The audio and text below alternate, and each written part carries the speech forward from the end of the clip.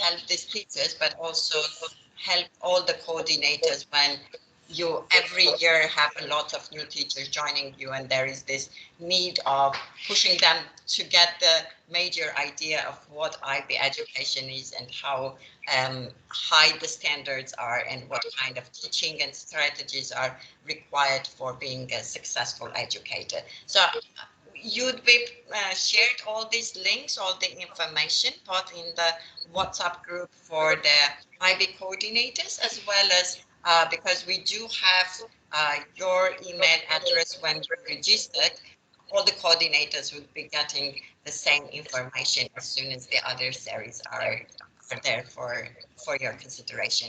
And I really hope that even during this first series, the learning would be interesting. There would be some kind of takeaway from each of the sessions, and that your educators would enjoy the same as well. Thank you very much once again. Ms. Kakali, leaving that to you. I think we can now start because otherwise the timing would not be followed. Surely, ma'am. Thank you so much, Ms. Virdahi. Hello, everybody. Good afternoon, dear participants. I'm Kakali, your moderator for today's session. And today, I have the pleasure to introduce you our today's session leader, Mr. Rajeev Kumar Pargaien, whose life has been associated with the world of education for many years now. With a rich experience of 18 years in a variety of both national and international curricula, Mr. Rajeev is one of the true believers and promoters of IB education, considering it an excellent curriculum providing students with the education required for having a bright future. As a lifelong learner, he has always been using any opportunity for his learning and has been transferring his knowledge to other colleagues, believing that learning happens in collaboration and continuous sharing of perspectives and practices, for which we are all here today. Over to you, Mr. Rajeev. Thank you very much, Mr. Kali. Well, good evening, everyone. In fact, good morning, good afternoon, good evening to all of you, wherever you are. Please accept our greetings from all of us here in Genesis Global School, India. Thank you very much for joining us for this session. My name is Rajeev. I am Diploma Program Coordinator. Today in this session, we will try our best to make it more interactive and we'll take your inputs wherever possible. But before we start, just one request I would like to make here, that this one is not like any other workshop where we are learning any skills or any software or something like that. Today, whatever we will learn from each other's experience. We request you all to please participate and share your ideas, good practices, success stories. You may share your thoughts through the chat window or during activities. Please just raise your hand. The moderator will call your name, unmute yourself, and you can share with everyone. At the end, we will share a feedback form. Please write your name and email ID so that the participation certificates can be mailed to you. Let's begin this session with a small activity. It makes sense to know my audience first because I'm expecting a varied set of participants for this session. I am expecting experienced DPCs who are holding the fort for some years, newly appointed DPCs, associate DPCs, or some senior teachers who are aspiring to be DPC tomorrow. So we are expecting a wide spectrum. So just share your current role through the chat window. I hope the chat window is accessible to you. You just write your role, whatever your role is in the school right now.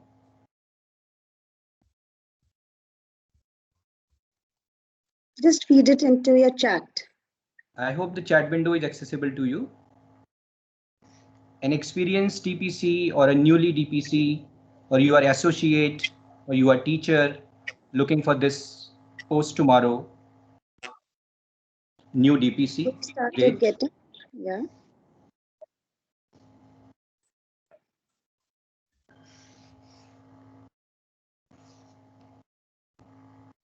Ms. Kakali, we have more inputs. Yeah, we do have, and I think people who are just joined in, just to remind that what we are doing is, we are just introducing ourselves on the chat, writing whether are you at present having an experience? Are you an experienced DPC, a newly appointed, an aspiring, or associate? Please mention that. So we do have a good range of people here, sir. Yeah. So we have DPCs, we have new DPCs, Wow, we have trainers trainers for DP for teachers. Very great. DPs. That's really nice. Welcome you all. Aspiring DPCs. Very good. I think we have 12 people. Okay. Sure. I'm still writing. Yeah. Okay. We are waiting for your input.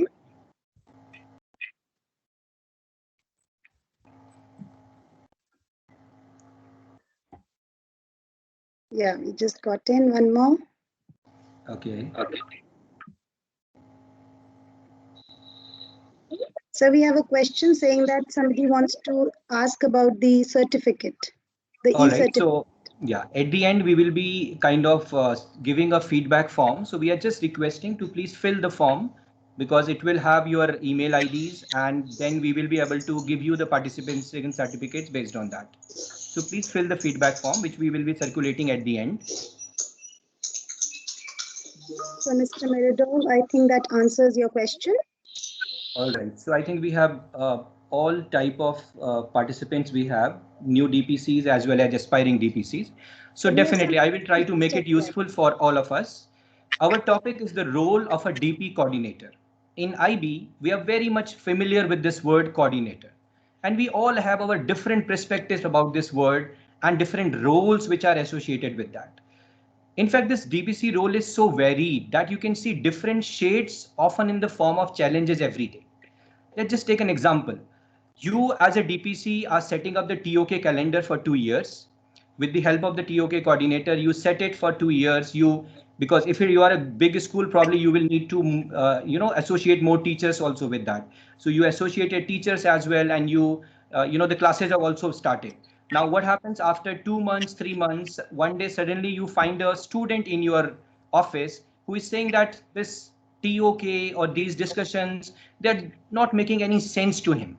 And then you sit with him for the rest of the day to make him understand that how this is a unique feature of IB and how it is going to help him in synthesizing the knowledge without actually talking about the subject boundaries. So it's a very varied thing, and every day you will find a new type of challenges into that. So let's go in little more greater detail today to see how varied this role is and what are the connected responsibilities. These are the session objectives. We will together explore this role in more detail by sharing some good practices or success stories to learn from each other's experience. I'm again coming back to the same point. This session will not be fruitful if we don't share our stories or we don't share our concern. So please, because when you share your success stories, I'm sure in the group there must be some people who have I've been bothered by the same problem. So they will get a kind of answer. Or if you have an issue, if you have a problem or a concern, if you share that, I'm sure we must be having experienced DPCs here who would love to answer your questions. So since in IB community, we love, we share and we care. So I'm sure your answers will be sorted out, your concerns will be sorted out this way. At the end, we will explore all official support options that are available from IB, because quite often we keep scratching our heads with this problem or that problem. We keep asking for help in different social media platform also, but only to realize at the end, the solution was already documented or it is outlined by IB somewhere or the other. So we will see all those support platform also today. Well, talking about the role of a DPC, as I mentioned earlier, it has so many connected things with each other. So let us start with another activity where I will request you to write your understanding of this role in just 1 or 2 words only. So please write in the chat window and we can see the possible responses. What do you understand by the role of a DPC? What is your understanding? You are a part of this. You are either doing this role already, kind of doing this role, or you want to be a DPC tomorrow. So what is your understanding? So just write it in the chat box, please. Miss Kakali, do we have some We would request the participants to mute themselves, please.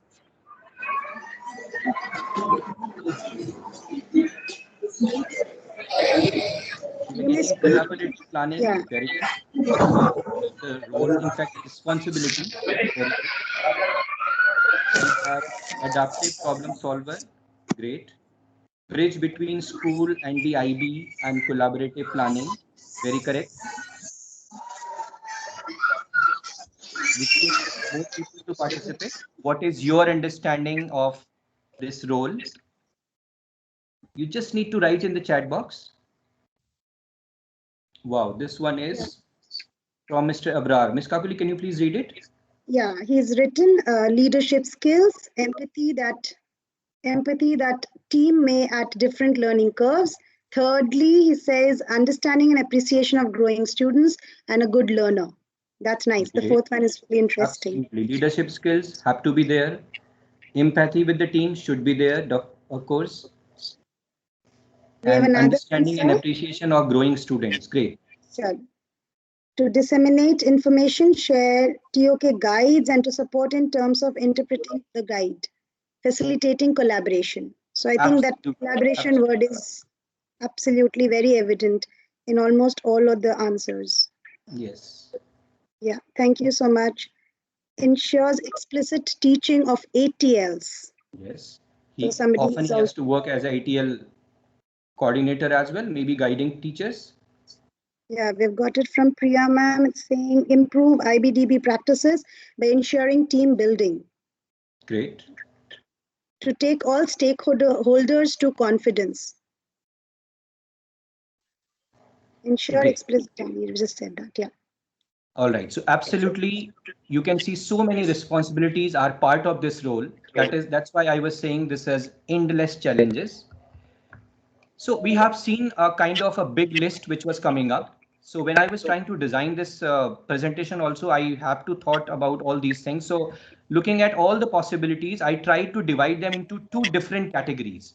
One is the pedagogical leadership and the another one is the administrative leadership. So all the tasks, all the roles that you all are typing here, I tried to put them into these two parts. And at the end, again, we will look at it, whether we were able to fit them into it or not.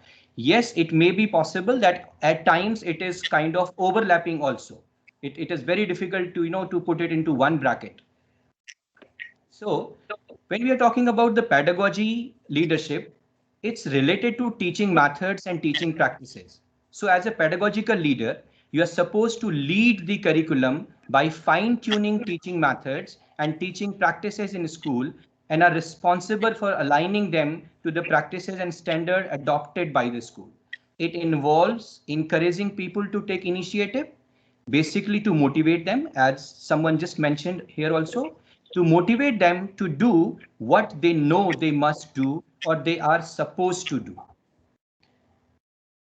Again, this pedagogical leadership, we divide it into two parts, pedagogical leadership and administrative leadership. This has two components. The pedagogical leadership has two components, the leading pedagogy and the leading pedagogical community. When it comes to leading pedagogy, or the pedagogical work, here you are working with teachers and managing related resources, maybe physical resources or human resources. Then you also talk about handling pedagogical logistics. Wow, this is interesting. Ms. Kakuli, what is your understanding of this term? I think, sir, here, as far as in our schools that we have been doing, it's like ensuring that approximately the textbooks, all the resources and facilities are all made available.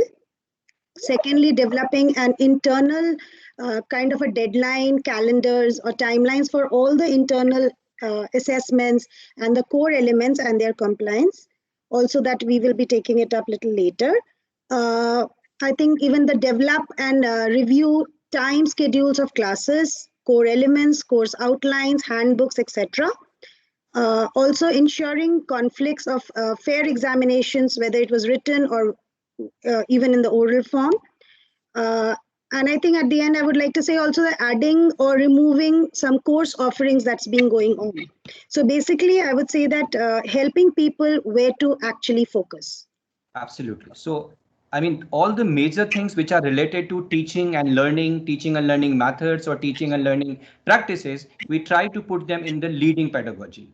And as far as the leading pedagogical community is concerned, mostly as a DPC, you are responsible to propagate the IB philosophy among all the stakeholders in the school.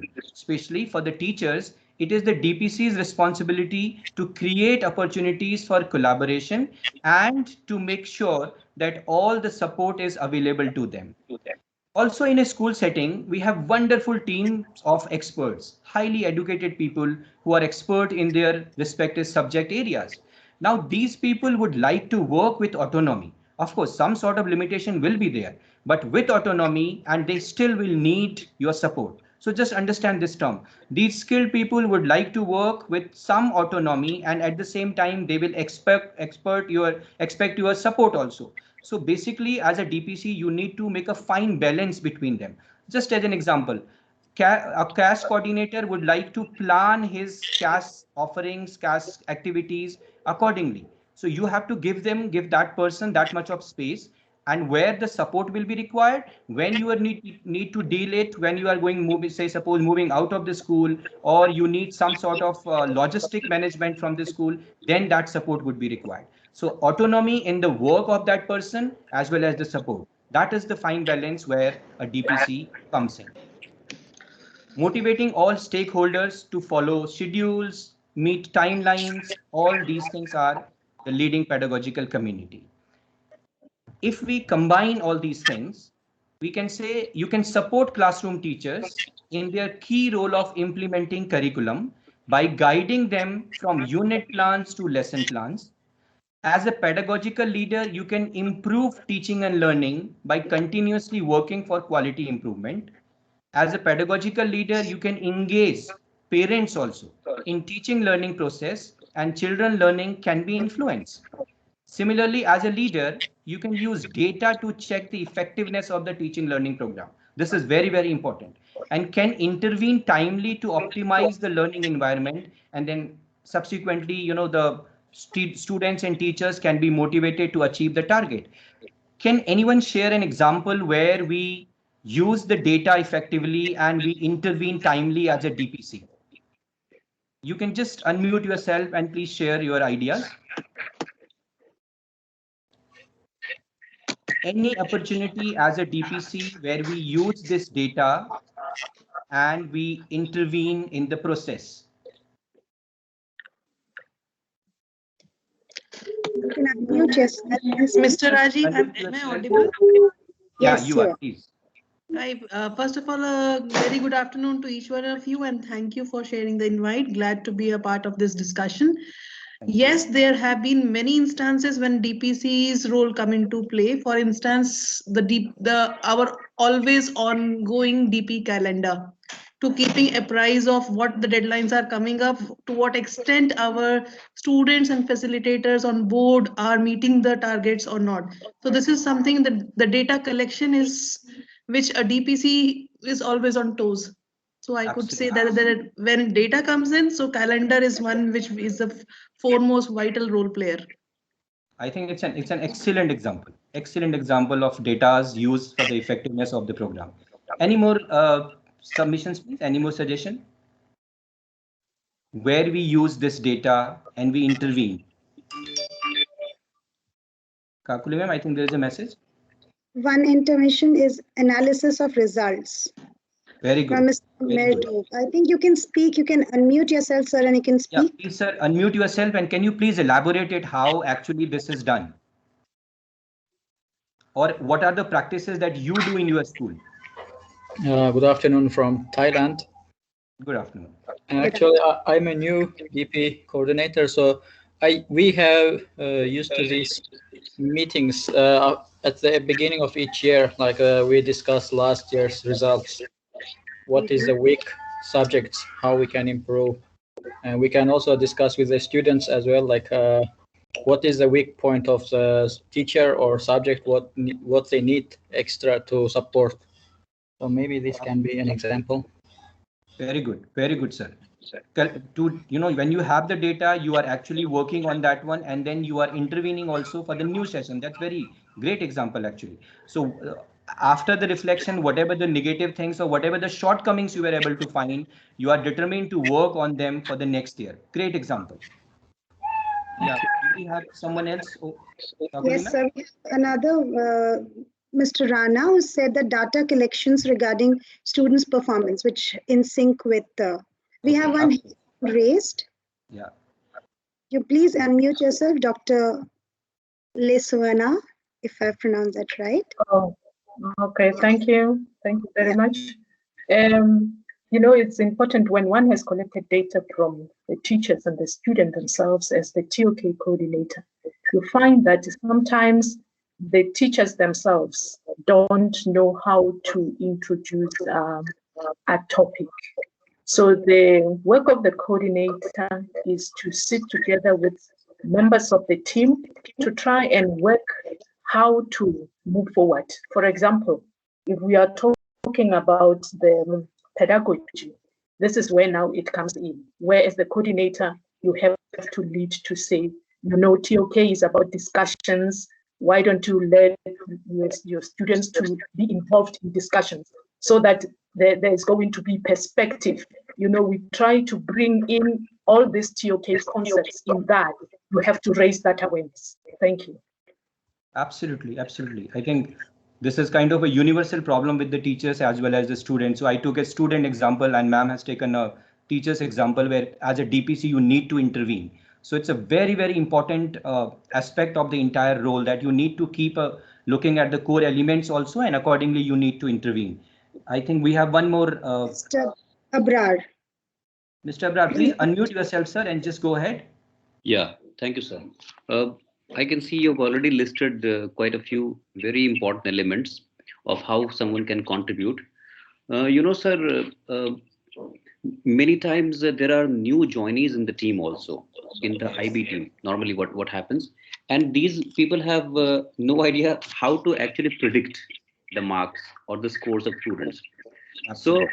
if the DPEC is consistently in tandem or in dialogue with these teachers, along with the students' attitudes and aptitudes, it will be easy for this person actually to go ahead and do proper predictions as far as the future score is concerned. So that is Absolutely. one way in which DPC can actually play a critical role. In a way, like it's like hand holding the new teachers. Apart from that, Absolutely. I feel one more thing. Yeah, it's slightly different from your sir. Uh, as DPCs, we keep on knowing the latest dialogue which are which are happening on the IB front. So we are naturally more engaged and more aware of what are the new discussions which are taking place. And if we bring that those discussions on the table, everyone, the entire IB family in the school becomes more aware. And when they go back to teaching children in the classes, they can have much better dialogues. And the children, after listening to more aware children, more aware teachers, students are able to make up their minds about their future decisions also. So having Absolutely. data and actually, spreading it out further, it's a very critical aspect of being a DPC. Thank you. Absolutely, sir. You are 100% right. So, as far as the interaction with the orientation of the new teacher, as you mentioned that word.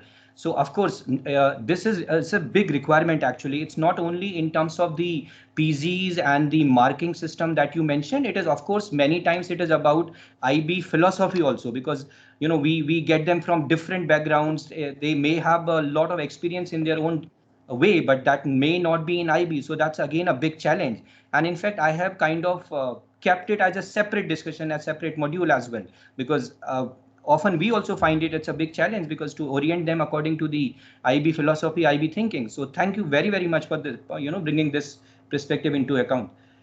Miss Natasha, can you please unmute yourself and just share what is your understanding about it? Very often what happens, thank you, sir, for the opportunity to speak. What we've realized is that, every school with their predicted grades and their actual grades, we're kind of assessed by IB, right? So we're Yeah. assessed in terms of whether we're a subpar school or whether we're above the average. So what happens is we have to be very particular about our predicted grades and how many students are failing. So there are students for whom IB is just not working out. They're just not able to attend class, not able to get with the system, not able to adjust. So I think rather than the student losing out on a milestone in life, it's important for the student to have the success and achievement, without the extended essay, without the TOK. So, for them, kind of the risk, kind of identifying the risks that are there at various levels for various stakeholders. I think that's where the diploma program coordinator comes in and informs people about their choices, informs the parent, informs the student, and takes the pressure off the teacher. Because I teach ESS, and we ESS teachers are particularly vulnerable because we get students who don't want to take a science and are just stuck with something, who not very academically inclined. And Yeah. ESS is particularly challenging to teach because not just because it's interdisciplinary, but because the application is much higher beyond what is there in the book. Yeah. So uh, this has I been my experience. I'm not a yeah. diploma program coordinator, but this has been my observation.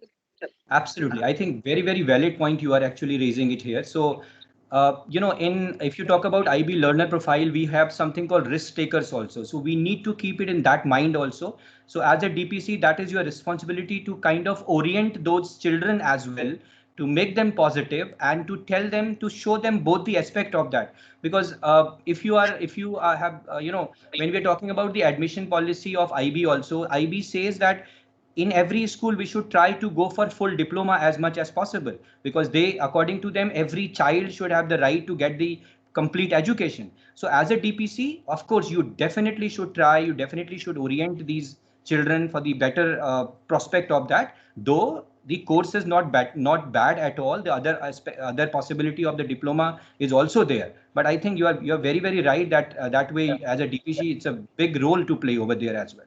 So thank you very much for bringing into that one. Also, I'd like to say, the grade boundaries is one thing that the DPC can really help out with because, you know, uh, one thing is, as you said, giving the teacher the space to set the grade boundary and setting a proper grade boundary, like a higher one. If when you know the culture is going to slack off or anything, being sensitive and perceptive about various points, and giving the teacher the space to set the higher grade boundary if required. Absolutely. Absolutely. So, I mean, as these the grade boundaries which we get from the previous sessions, these are kind of an indication, because every year with the new cohort, it keeps on changing. So, little bit of flexibility given to the teachers. Absolutely, I do agree with you. Absolutely agree. Thank you. Miss Kakuli, do we have more messages? No, sir. I think that was the last one. All right. Yeah. So you can So proceed. this was the one of the, I mean, some examples where we can use the data and we can timely intervene so that, the students and teachers can go for the mutual targets. That's very, very good. Thank you for all these discussions. Yeah, somebody was mentioning about the deadline calendar on the timelines also. I just pasted our school's deadline calendar here, and this is just an example how we actually make it. And I'm sure for the new DPCs or for the aspiring DPCs, this could be a an idea to understand from here, like in different how we do it in our school. So in different groups, we sit with the HODs or with the teachers, and we see as per the requirement of that particular subject when it will be appropriate to end a type of assessment there. And then accordingly, we divide it into a kind of different timelines, and we try to make a calendar so that the IB timelines is also satisfied, and at the same time we don't kind of overburden children also to do everything at one go only, and their syllabus by that time should also be completed that way. For example, you can't ask for EE in the very first year only, or in just beginning of the second year only, because all those things which are required to write a complete EE, that much of the syllabus, that much of the knowledge must have been done. So this is just an example which we follow in our school. And as somebody was mentioning that it is a difficulty to kind of, to get the children submit on the as per the given deadlines. How do you sort it out, ma'am? What is the solution? How do you do it in your school? If you can just share with us.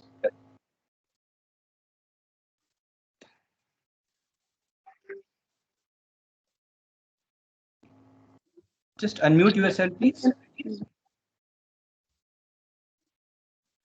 Mr. Rajiv, can you please repeat your question? Yeah, my question was like you were mentioning that it is always a big challenge, and of course it is across the school for all the DPCs. It's a big challenge, and I'm sure the insight that will be given by you would be a great help for everyone. So we would like to learn from your experience. How do you tackle this issue of late submissions or not meeting the deadlines most often? How do you tackle in your school?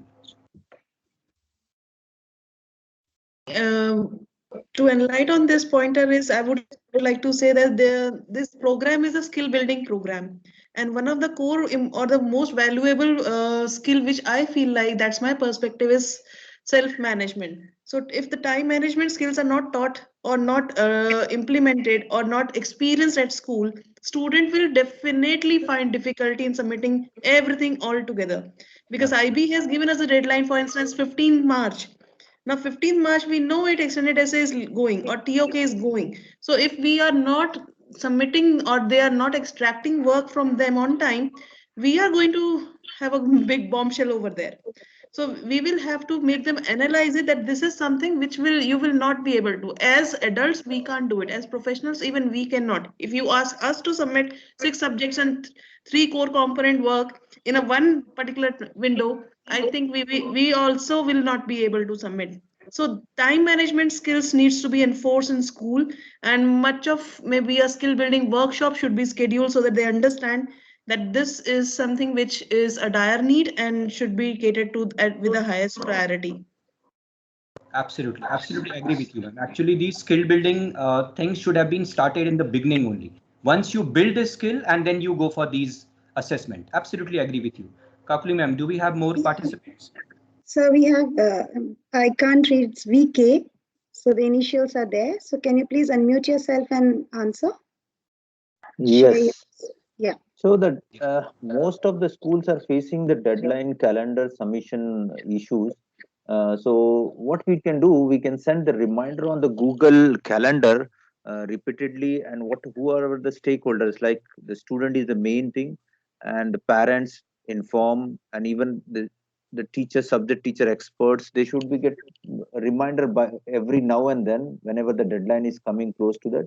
And time management, everybody is talking. So I feel we need to push and inform them the consequences of if you're not submitting the things on the within a time frame.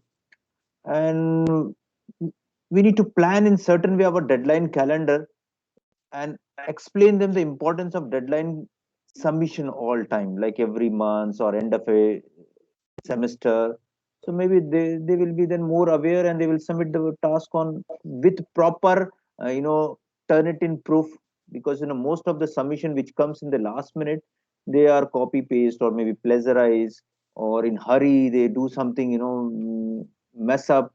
So better to remind them by the Google Calendar, or like information sharing that can help to submit the deadlines. Okay, that's very, I think, useful insight. I think you summed up so many things into this one only. So, Mm. I mean, I'm just trying to kind of point the responsibility of a DPC. It's not only the setting of the calendar. For the whole year, you will have to follow the calendar with the Informing entire. the parent on time is intervention. Bringing parent body into place here is going to help us. What we feel, Yes. because they should be aware of where their child is sailing through, which state he is at the particular point. If he has not submitted, I think just like what we say is three-way conference and PYP. Similarly, we should also have something that where we call in the subject teacher as student as well as the parent to understand that this is something which he has not submitted and that's the deadline he missed. So as Absolutely. Mr. I do not know his name though, Mm, but the Viswas. consequences needs to be shared very, very clearly with the parents. I Right. think I will also would like to connect it with the data and a timely intervention. Because when you are getting the data from different subject teachers, you know that these deadlines are not met. As a DPC, you are taking a timely intervention, you are informing the parents, you are kind of meeting those students separately and kind of telling them that, the importance of these assessment. Otherwise, the consequences that will follow after that. So absolutely. Thank you very much for this great insight. So But we have one question from Miss Bindu. You can unmute yourself, ma'am, and speak. Hi, I have this question, and I mean, like, I am into this role very new, and I am in this conflict situation most of the time, wherein I don't know how to handle. What is that? What is the concern, ma'am? I think she has lost her. Yeah, but So, I think we can read out the question on yeah, the chat. Sorry, yeah, can you hear me? I'm sorry. Yeah, yes, yeah, we yeah. can. So I have this question, and I've always been wondering, like, if I am a DPC and I have people of maybe of a higher hierarchy, maybe a HOD or maybe a head of school who might be even taking a subject, how do I make those people meet deadlines? Wow, So I think it's a very, very, very practical A very and valid very question you asked, Ms. Pillai. absolutely. Yeah. Would you like to answer, please, ma'am? I can definitely say in this context is that again making the entire school community apprise of the consequences of the deadline. If you are not going to meet, then I think we are going to a child is going to lose on a diploma. So we will have to give them a very clear-cut indication that something is a team building, if and team management. Again, if you will not submit, I think we will lose the battle. So that's the consequence. That's the whole school result will get impacted because of that. So I Absolutely. believe head of school will understand it very clearly. However, the HODs, which we always have to keep on or making them on keep work on toes is needed. So we will have to make our target setting document very clear that that's something which we are wanting as a team. Ms. Copley, We I have, think we have some more hand raised. yeah, we have Dr. Lisana. Ms. Ma'am, Ivana. Yes, Yeah. thank you so much. And I want to support and to support what has already been said here about the HODs and other leaders to meet the deadlines. You see, we have the timetable, we have our internal schedule in the school that this day we must have the first draft or the second draft. We must also make them aware that it is all of us. It is not only for the teachers, it is also for them to meet the Hello. deadlines. And they have to lead by an example. So I think sending reminders and This always year, saying that it's all about us Kullu, is very, very important. Yeah, again, it's done. a school result, not individuals. So Yes.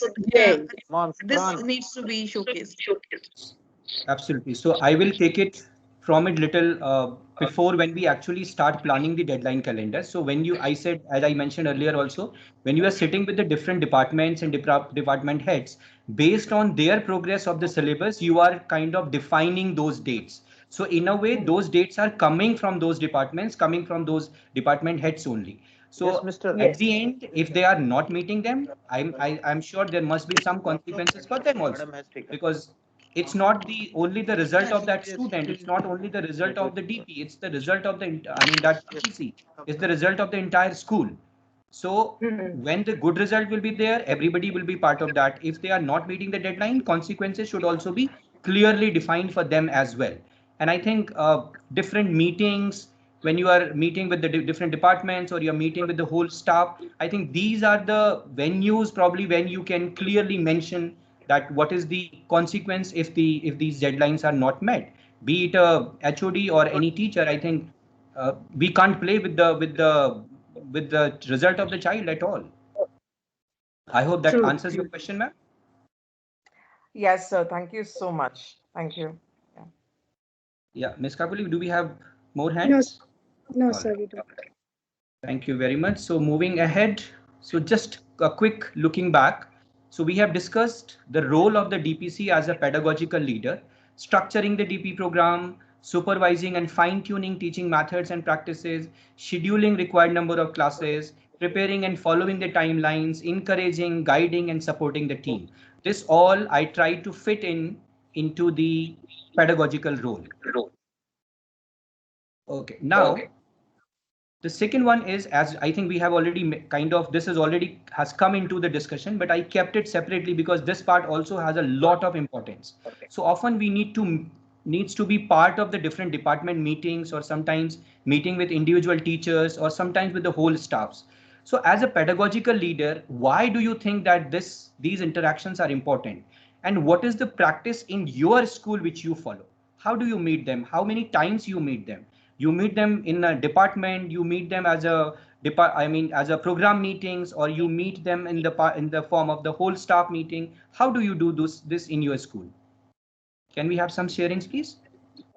Yeah, before people take up, I would request participants to keep themselves muted till they are speaking themselves. So unmute and then speak, or else there's a little disturbance at times. Thank you. And you can raise your hands, of course. I think we have a hand raised. Yeah, Mr. VK. Yeah, Mr. VK, please go ahead. Is it from the previous one? I think so. Then Miss Shania. Yeah, sorry, that's my child's name. I'm myself Neha. All right. This is one of the interesting question, and I would say that recently our school got authorized, APJ School International School, now South Delhi. All right. So what happened is when we got our authorized verification report, the IB gave us commendations on this particular practice. That how do you collaborate? So the commendations poured in when we said our school collaborates in multiple platforms. One is the GCM, that is the general staff meeting. I can give you the abbreviations which we follow at our school, so probably can be useful to you as well. Second is the DP collab meeting which we have with the entire team. Third kind of meeting which we had a continued professional development CPD which is followed at school. Here what we do is we essential agreements and the program specific workshops are conducted by the subject experts as well as the DPC, and we bring in the experts from outside as well. So that's the platform which we utilize. We have CCM also, where we have curriculum coordination meetings. Here we do the vertical articulation of the program at school. And next is the department meetings, and thereafter the integration meetings. That again was one of the commendation. How do we have an integration meeting of the core components with the subject specific teachers at school? So here we have already chalked out a planner, and then we have scheduled meetings once in a week. All these takes place once in a week. Each department meets the DPC once in a week. So all these permutation combinations were applied, and I think we qualified with a green flag onto that. Wow, that's so good to know. Thank you. Congratulations to you on that. Great. So this is the importance of meeting, and that's how the collaboration needs to be done. That's the actual philosophy of IB as well. Do we have more? Yeah. Kakuli ma'am, I think someone has raised the hand. Mr. VK is there, I think, but then. And one more is there, right? And there was, sorry, I missed one more very important was where the all three coordinators being in the IB Continuum School, they meet and then they connect between the programs, the making connection between the programs. So that's very, very important, because at times you do not know what's happening in MYP or PYP being at a DP level. So you will have to connect with them. So it's all about a collaboration. So how do we collaborate and how much we are working in sync with each other at school? So bringing the entire community together. That's, I think, the spirit of this question. Yes. Yes. Yeah, Mr. Abrar, please unmute yourself, sir. Go ahead. Yes. First of all, I'm pretty overwhelmed by listening to what Mrs. Sharma ma'am had to share, because I think these people are doing lots and lots of meetings, and all of them seem to be very valuable also. Because I'm not a DPC yet, I can tell you about the meetings of which I am a part. So in our school, Shivnadar school, we have we only have DP right now. We do not have MYP or PYP. So it's essential. We feel that it's essential to meet at least once every week. The entire the DP community of 19 to 20 teachers, we meet at least once per week. That is on a Friday, and there is a 1 hour meeting in which we are not limited to taking feedback or status quo. We actually pick up some aspect of IB, and everyone comes prepared to have a dialogue over that, so that the experienced people, they can throw some light from their perspective, and the new people, they get to gain a lot from these meetings.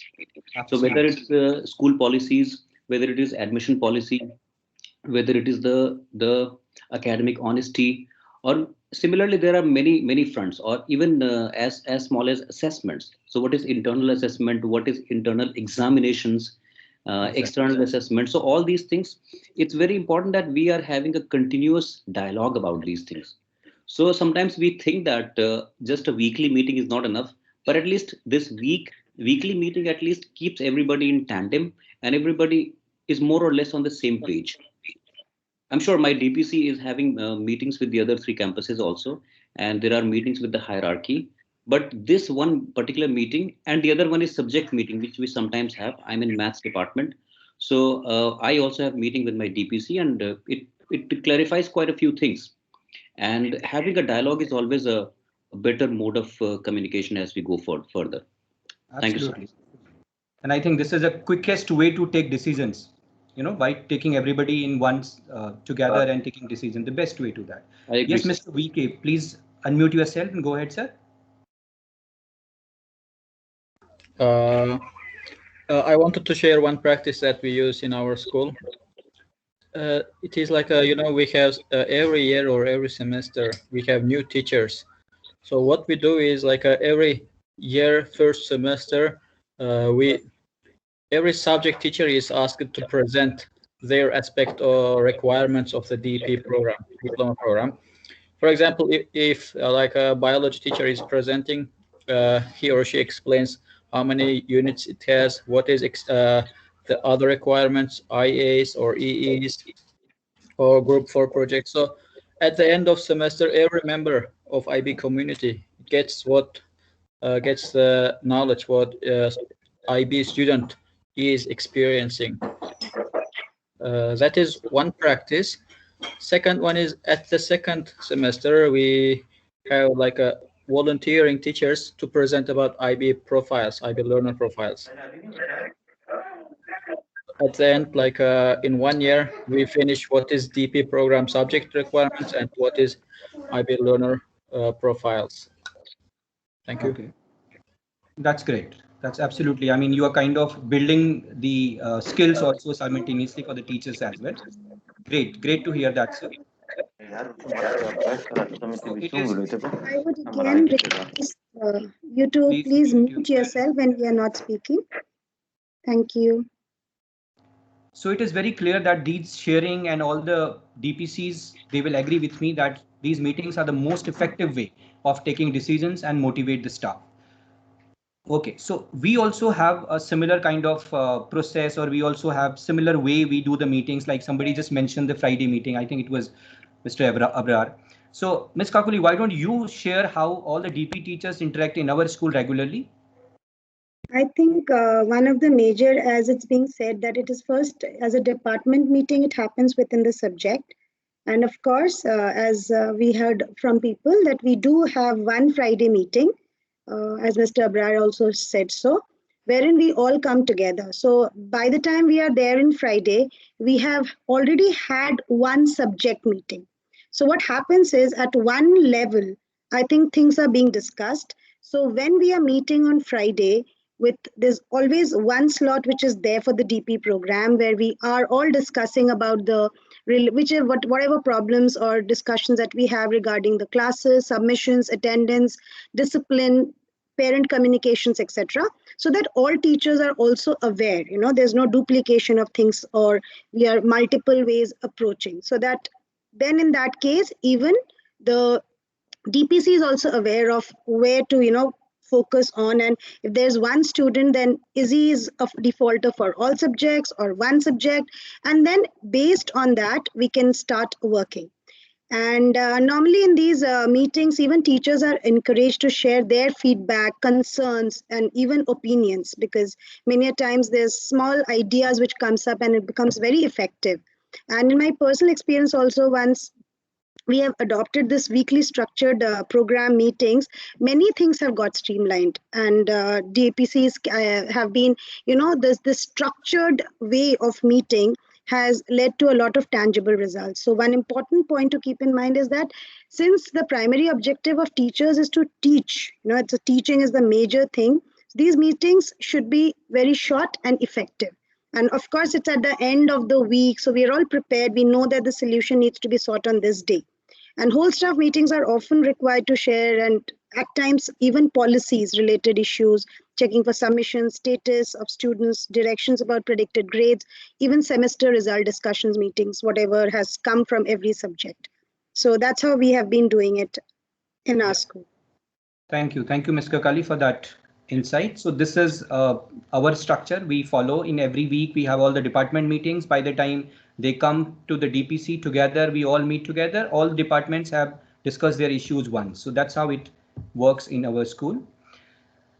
For the new DPC, this is how we follow who, when, who, where, when approach we follow. So you finalize the objective, the goal, and then accordingly you select the participants, because it is not necessary every time that you are meeting the whole staff with a smaller problem. For example, if there is an issue related to, say, any submission in any particular subject, so it's better to meet only in that department. So you accordingly need to select your participants, decide the form also, face to face, online, how you're meeting, setting the date, time, agenda, or if anything they are required to prepare. And then once it is given to them that these are the supporting material and you need to come prepared, definitely as a DPC you can demand that participant should be prepared accordingly. And one common practice is you can put one person on a rotation basis to take the notes, which is normally called the minutes of the meeting. So this is how we do it in our school also. Again, so the second pointer of DPC role we have covered, pedagogical leadership, and then interacting and guiding the whole team, or at times in smaller groups, even individually, arranging for professional development in house or otherwise, holding result discussion meetings for timely intervention.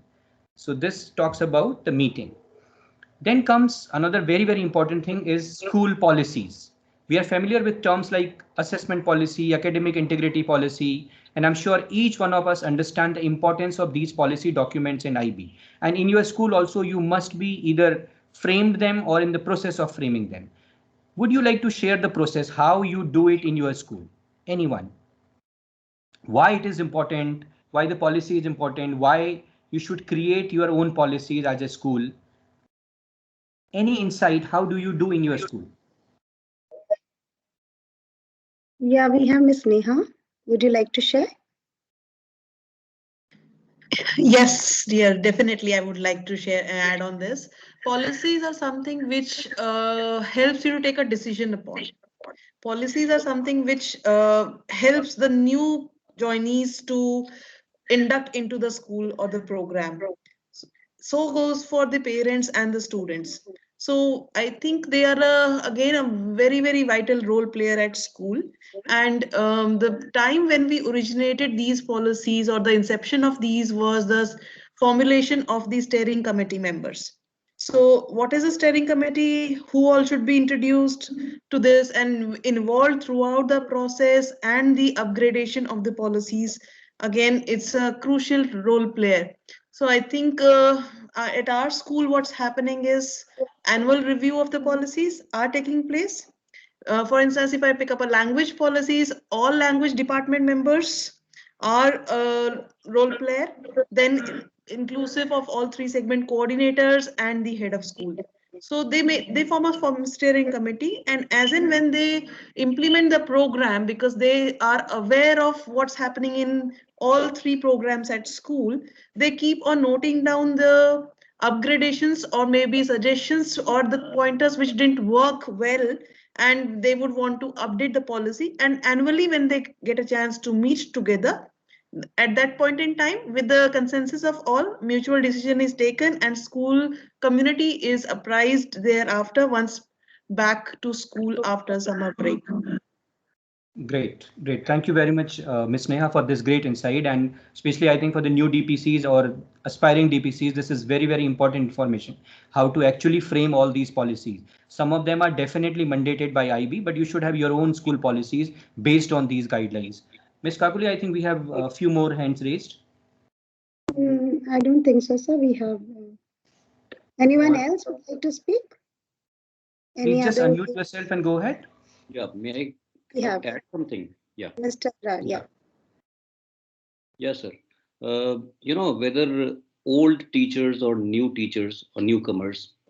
Um, Actually, the thing is, in our school, all of us have been a part of framing the policy, the process of framing the policy, and as a result, after a gap of 2 years, we feel a particular sense of ownership towards these policies. If you Absolutely know agree. that you Absolutely. have been, yeah, you have been a part of framing of these policies, you feel inherently that I have a role in ensuring that all these policies are taken care of, and everybody else who now joins the team is made aware of these policies. As a result, what happens? Everyone starts speaking the same language. So Exactly. policies, one big aim of having policies is speaking the same language, being on the same page, and whatever one teacher has said, the other one will say the same thing. So so nobody gets a chance to of finding loopholes in the system. So Absolutely. strong policies make strong organizations also. It doesn't mean that policies cannot be changed. So it's always a matter of good democratic values that every year or maybe after every 2 years you go and look back into the policies, and if there is a scope of any changes, you do that. So that's how I would say that at least in our school, this democratic policy is actually observed, and we are proud to have this dynamic dialogue about most of the policies that we have. Great, great, sir. Thank I think as Ms. Neha already mentioned that they are reviewing it annually. You are very right that it should be kind of updated on a regular basis. Like in our school, we have a practice of reviewing in once in 2 years. In some other school, like Ms. Neha mentioned that they are reviewing it on an annual basis. Perfectly all right. I think Dr. Lizana, please unmute ma'am and go ahead. Yeah, a lot what I wanted to say has been said that policy for the school is very important because it gives a clear direction of Exactly. where we want to go. It also has to align with the IB framework because policy is not just done in just an empty space. It has to draw from the IB. For example, if in our school we draw TOK policy, and it aligns itself with the IB TOK and all other things. And of course, depending on the context where we are, we also have to include those things because we need to observe them. So time and again, we review to see we are still, the life changes, policies change of IB, and time and again, we have to review our own as well. So that is what we do. And if this is, of course, disseminated to all members of the school, including the students themselves, we give them this policy so that all of us have the same direction. Thank you. Absolutely. Absolutely. It's a very, very important document which is kind of created after a lot of discussion. I 100% agree with you, ma'am. We have Amani. Please go ahead. So we have one more message also from Tejinder Kaur. She says that policy helps us to speak, all of us to speak and think one way. And when we are Exactly. deciding our policies, the leadership and the teaching staff were grouped and we were all framed them. And every year they are doing that. I think exactly the same sentiment, ma'am, which is kind of expressed by the last two, three speakers. Absolutely agree with you. Mani, And please go ahead. Hello. I just wanted to address one point that we all maybe we missed according to what we just been discussing, which is the passion for this program. As a leader, how passionate you are, because once we go through the rules and regulations and we adapt the school rules, once you lose the passion for, there's no more MYP program or IB program. That's what we're trying to teach our students, and that's what we need to put into our teachers as well. So we Absolutely. should not forget being passionate about the MYP program and the IB program, because once you're passionate enough, I think that will work. And the second thing, uh, the IB leader or the MYP leader or coordinator is supposed to have a really strong leadership and personality. So they don't go under the leadership of the school principal or the school president, and they forget the main idea. They ask for us as a coordinator there in that school to implement the program, not to go within their own rules of the school. Because basically what I've been noticing, some of the coordinators, like they're like they lose this once they like face a really strong principal or president of any kind of school. So once you lose that kind of strong personality, even the work later on, if I'm collaborating with the teachers, I will be changing whatever is needed or changing documents according to whatever fits to that principal or that president of the school, which will lead at the end the teacher themselves will lose the passion for the program. That's it. Thank you.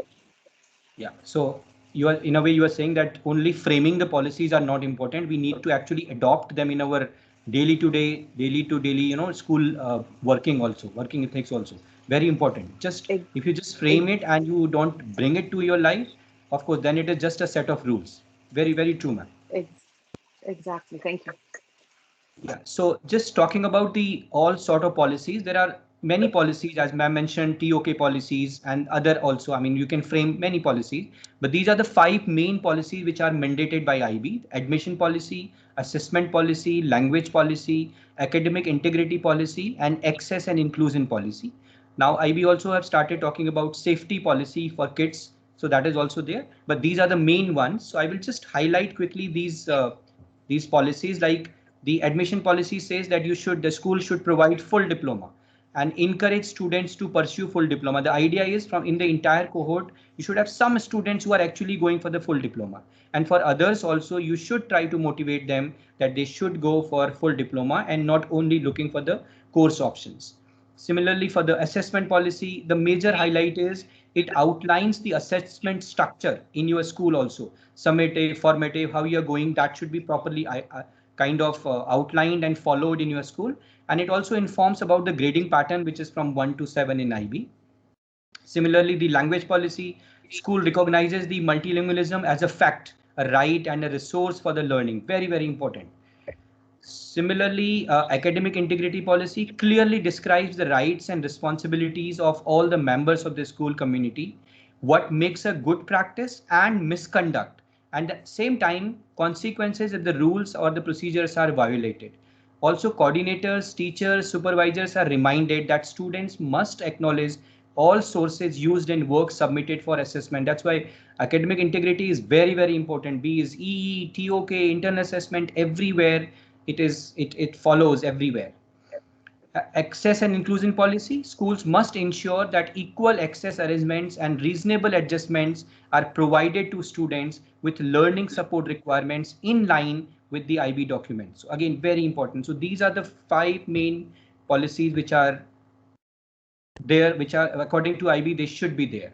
So again, quickly looping back, we discussed the role as a pedagogical leader. We discussed the role as a leader when you are interacting and guiding the team. And now when you are as a policy maker, as a guider in the policy, when you are even when you are a candidate school, IB mandates that you start working on framing your own policies. A policy document is basically specifying rules, guidelines, and regulations that your school requires teacher and students must follow. So this is about the third role possibility. Next, let's talk about the next one, which says managing core. I think very, very important one. The most important role is managing core. How do you achieve this in your school? I mean, I think we have already talked about this also in terms of CAS, EETOK. How do we get it completed in our school? Some insights, some sharing, please. Kakuli ma'am? Yeah, I think we need to put our hands down once we answer so that I could know that it's a fresh hand raised. However, we still have Neha and Dr. Lisana and Amani's Yes, hands raised. Yeah. Yes, ma'am, Dr. Lisana. Sorry, can you repeat the question?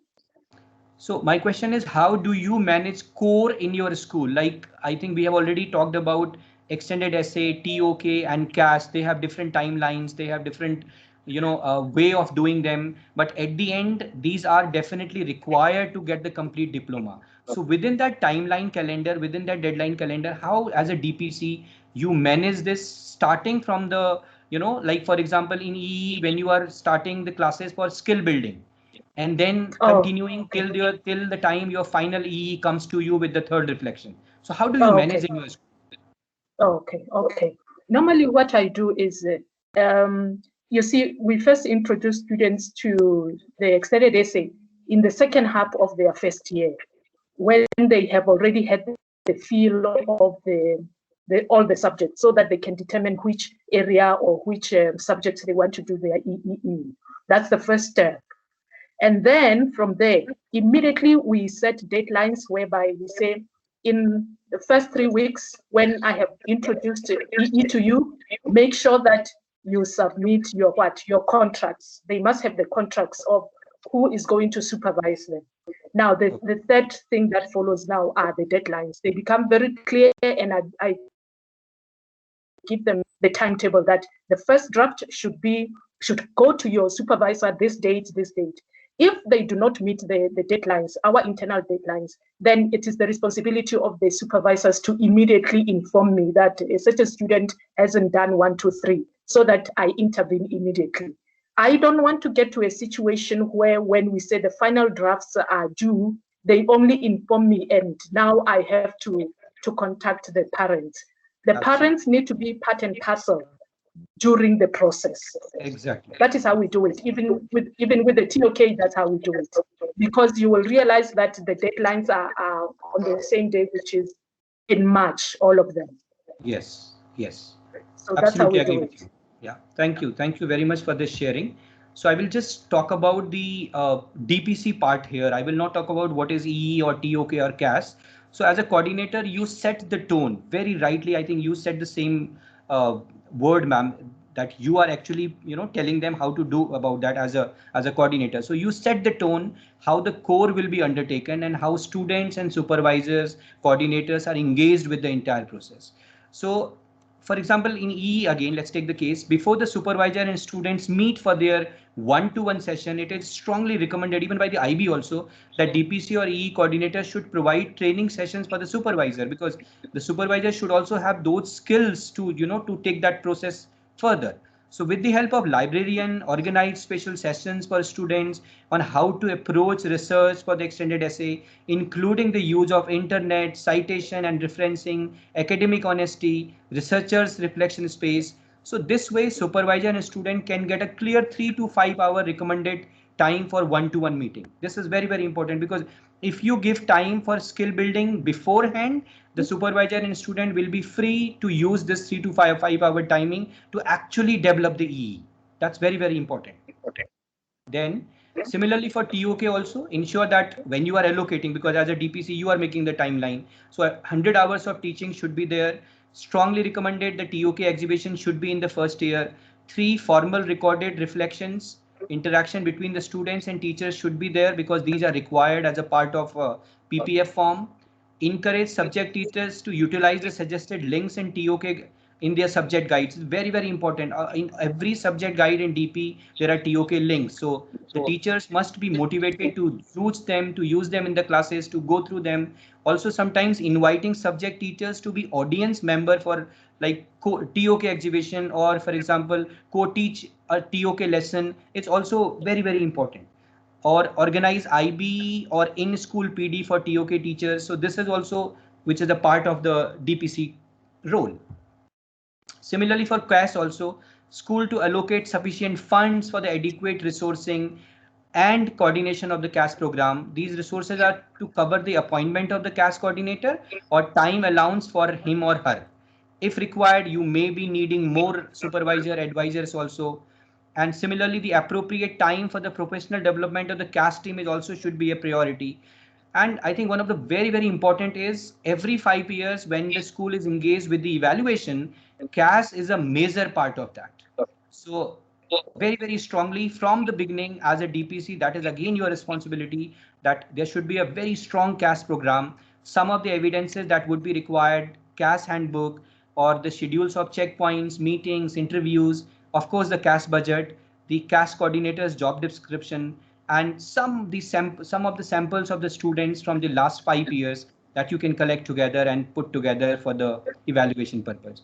So CAS that way also becomes very, very important. Right. So I think it was Abrar sir who mentioned that the staff interaction, the orientation in the beginning, and one of the reason that he gave was that it often it happens that they are not very clear about the PG, how to give the PG or how to mark about the IB as per the IB marking. I just want to bring a new dimension also to it, that at times we get teachers which are who are completely from a different experience or a completely different background. They have no idea what is IB education or mission statement or learner profile. They are not aware about the inquiry based teaching or a big overarching idea what is that, what is ATL skills. So this is also which we feel as a DPC, that is your first responsibility in your staff orientation. You need to fill this gap also. So do you agree with me? Do you want to add something to it, more to it? Mr. Abra, do you want to add something here? Do you see this also as a potential issue? Sir, thank you for inviting me. The point is, see, I listened to all the things. It was very exhaustive things that you have mentioned already, sir. Uh, I, I, I just want to add how things have happened in our school. So as far as EE is concerned, the EE code uh, in the first by the end of the first year only the EE had been decided by children. The topics had been decided.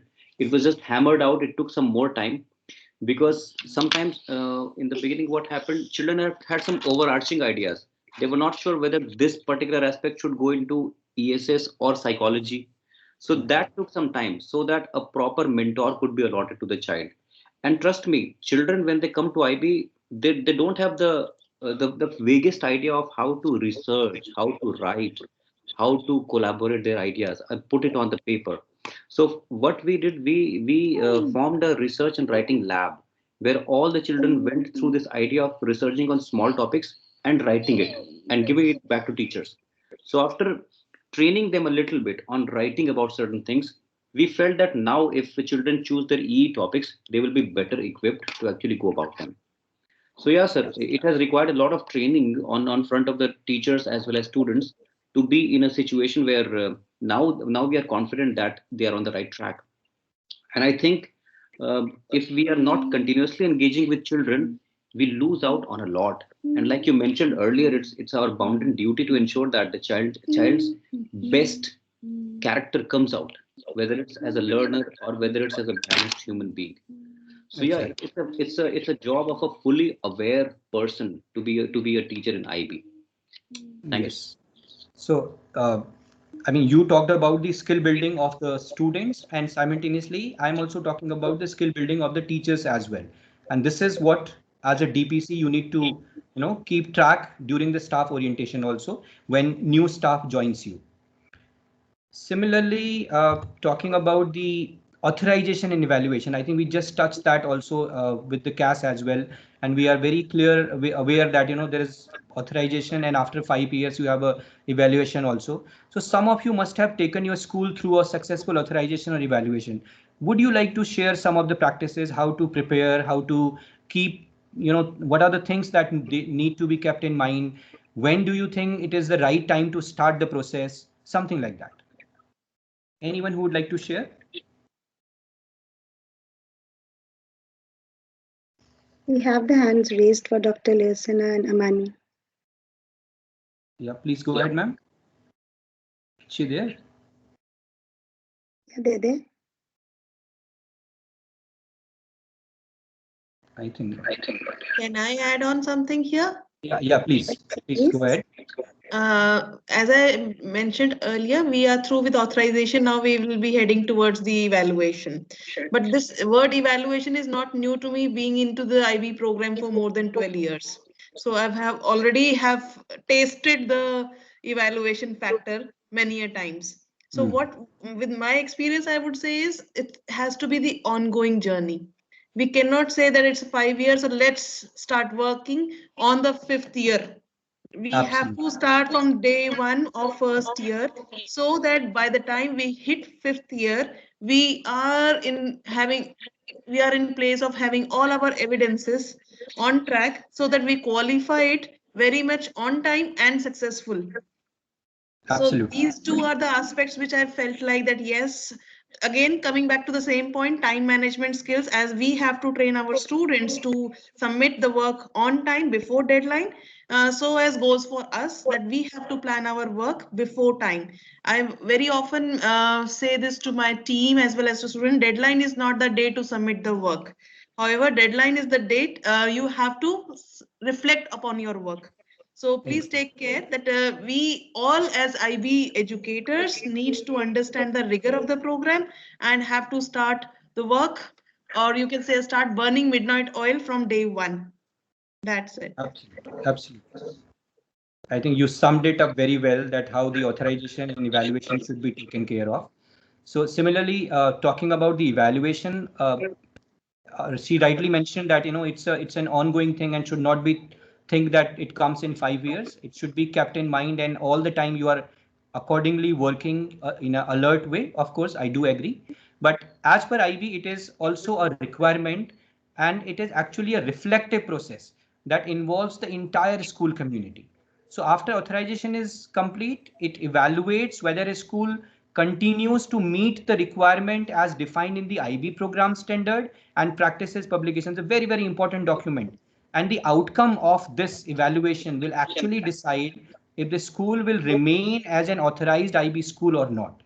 Now, again, as a DPC, you are responsible to review, update, and confirm that all program documentation is complete, program requirements are in place, and you need to prepare teacher, staff, leadership team, parents, and students for the self-study process and for a possible school visit. So just talking about the evaluation, it actually has 4 steps: a prelim review, where as a TPC you review and submit required documentation to IB and get the feedback from them. Now it may happen that IB may be satisfied with your practices, or they may ask to resubmit the documentation. The second is the self-study process, where it is more detailed reflection analysis is required with evidences, of course. The third one is school visit or reading. So your school may be selected for visit, or it may be, if it is not selected, then the readers will give you the feedback, which the feedback is coming after the self-study process. So you have to go through that. If it is a visit, then you have to follow all the requirements of that visit. And when they visit the school, they not only talk to the teachers, they will talk to the students, they will talk to the parents also. So it's a very, very rigorous process in that case also. And once all these 3 steps are done, then based on the feedback of that, they will give you a kind of report, which may be with some concerns, which is called MTBA, matters to be addressed, or if everything is clear and they have understood that you all are following the correct practices, probably they will give you the final evaluation. So that's how the entire process works. Administrative responsibility. I think we did talk about a lot about the pedagogical thing and all the other things which are happening in school. So as far as the administrative responsibilities are concerned, I will just try to list some of them, and would be great if you add few more to them. For example, as an administrative leadership, you are main link between IB and school. You are keeping all the staff updated about all the changes and all the invoices and the result services which follows after the result is out. So these are there. So can you list few more? Do you think that there are something more which I mean, of course, I'm not written here. It's a big list otherwise. What else comes to your mind as an Mr. administrative? Pargaien, I can just maybe just let me know if I'm wrong, but keeping staff updated, you can just add plus to it, keeping school governing body as well as parent community also updated of all the changes, because that helps us to bring in the actual outcome of the program. Maybe that's the add-on from my side. Okay, absolutely. Few more additions. Registration and inquiry upon results. Very true, sir. It is part of the invoice and result related services, of course, but the registration is, of course, done by the TPC.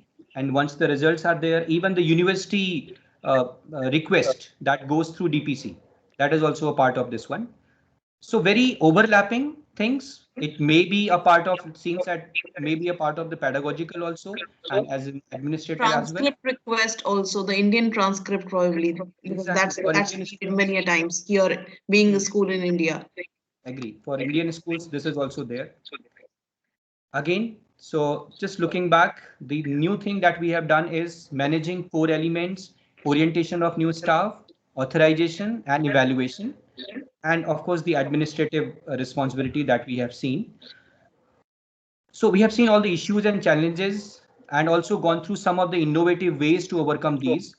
How you learn from experience, and I'm sure that these will be very useful for all the DPCs. Now let's look for some of the ways to get help from IB, because IB also understand that challenges, this role has lot many challenges, and they have developed a very sophisticated system of quick help.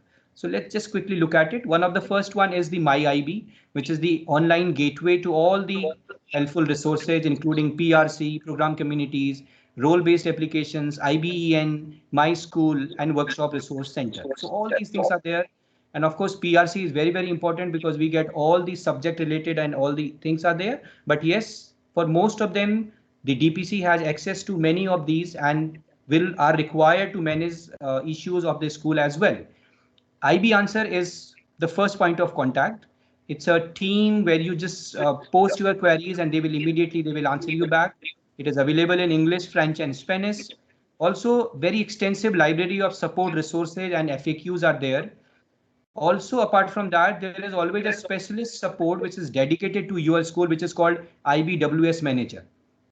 And this person can guide you through the program evaluation process from self-study till the final authorization evaluation. This person can guide. Another thing is My School, which is an administrative system for coordinators and heads of schools.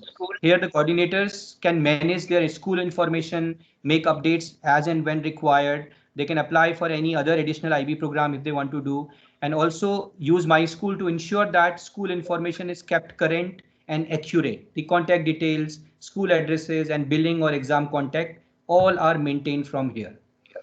PRC Program Resource Center, very, very helpful.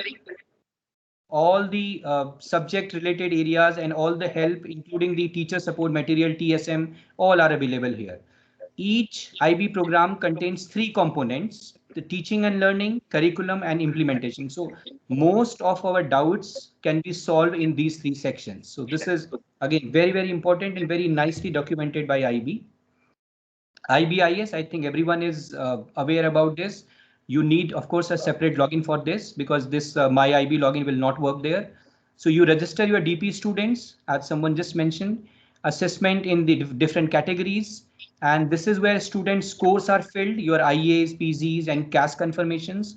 And when you were assigned the coordinator role on My IB, you receive an email from here and then you create your PIN and IBIS account is created. Similarly, the professional development, IB supports every word school by providing high quality workshops. These are available in three different categories: Grow, Thrive, and Inspire. Grow is for all the new teachers, Thrive is with IB experience, and Inspire is for educators with substantial IB experience. Here the focus mainly is on subject specific IAs and extended essay. Some of the important documents, these are very, very important documents. Diploma program assessment procedure, very important. I think you get almost everything, all the information here. Diploma program from principles into practices, very important when you are in the authorization or evaluation purpose, when you are looking for the data. Academic integrity, very important. And diploma program approaches to teaching and learning, very important document. And these all are available in My IB. Coordinator's note, which is published 3 times in a year. It contains information about curriculum review, core, subject-wise updates, curriculum review cycles. All these things are available in this one. This is assessment calendar. This is available through diploma program assessment procedure. It enables users to identify important dates using different filters. So all your dates year-wise are available here. Similarly, assessment forms, these are available again through diploma program assessment procedure. This enables users to identify and access the forms which are used for assessment purposes. And this is the entire journey that we have done as a pedagogical leader, then interacting with and guiding this team and students, then drafting the policies, finalizing the policies, then talking about the core elements, orientation of new staff, authorization, and of course all the IB support and other resources. So this is how we touched all the objectives of the session that we had started today. This is a small Padlet link. Just click on that for some of the learning reflections if you want to share with us. I have shared the same in the chat box. Yeah, just the link is available in the chat box. Please just click on it and just write your learning reflections in this So one. I would like to add on, meanwhile we reflect, there is Yeah. something known as bibliography, which is also available on my IB now. Absolutely. And my teachers are also updating me that that's very useful or resource center which they have started with for their unit planning. So I think as IB educators, though it is not available for all subjects, but they have started, and we can also suggest a topic or onto which we would need a resource for that our planning. Exactly. So I think that we should all as educators start going through or using those resources as much as we can during our class interactions. Yeah. Thank you. Thank you very much for this addition, ma'am. We can just see here, just write some of the reflections about today's learning. And yeah, you just have to go to the link, and the link will take you to a page, and there's an ad. Just click on that and you can start writing.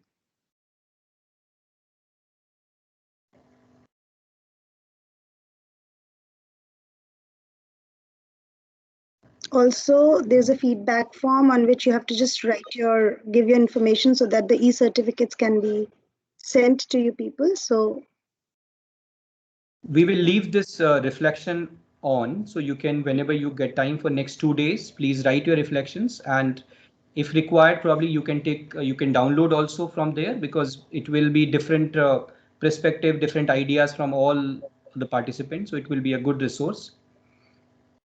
and also please mention your name, because or else it reads anonymous on the Padlet. When you start writing, please write your name first. This is the feedback form. Please, Kakuli ma'am, just put it also in the chat box. So I'm doing that as well, sir. I'm posting the feedback link as well. In the meantime, if somebody has got something to share, any insight, your experience, it will be nice to hear. I have another meeting now. Can you send? Definitely. Please just fill the feedback form, please. We will get your email ID and name, and we will send you the participant certificate. Just fill the feedback form. I've posted the feedback form. Yeah, it's gone. The link is available in the chat box. And this is my email ID. If you want to connect for anything, any help or any support later on, you can always write back to me. Yeah, you can leave your queries there on the form, and we will get back to you with all the things as per you. We'll answer back.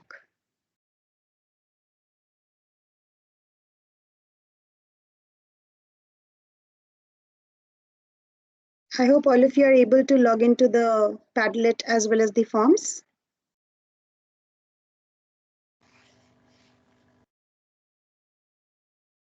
Any difficulty in accessing the form?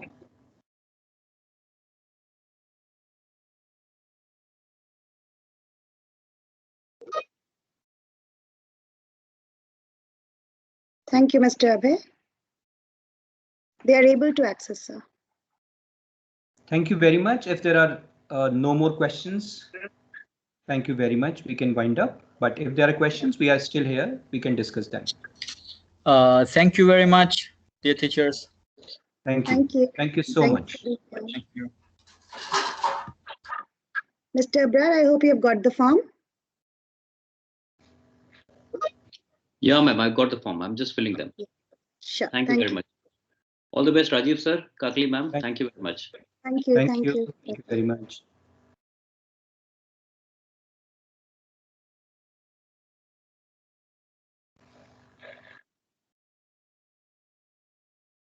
We'll request for the Padlet reflection as well as the feedback form. Thank you.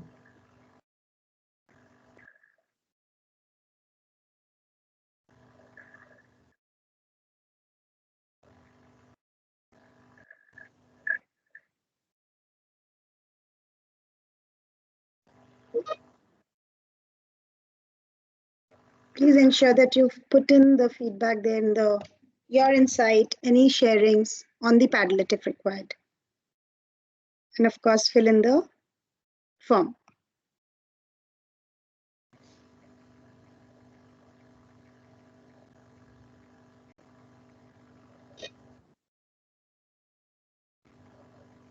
Thank you so much. We do getting messages as well, sir. Yeah. Thank you. Thank you, everyone. I think we have crossed the allotted time. But the discussion was, thank you for all the discussion, because it was really great to learn from each other.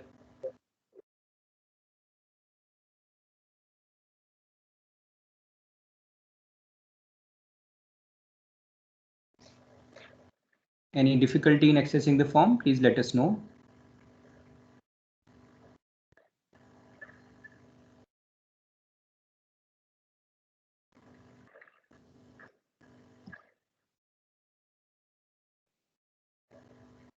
We do have 8 people still there. Any questions? Yes, Kakali ma'am, I'm done. Thank you so much, Ms. Thank you, Ms. Neha. Thank you so much. So I think I can proceed for the day. Thank you so much. It was quite an informative session. Bye-bye. Thank you for joining. Bye. Bye. Thank you.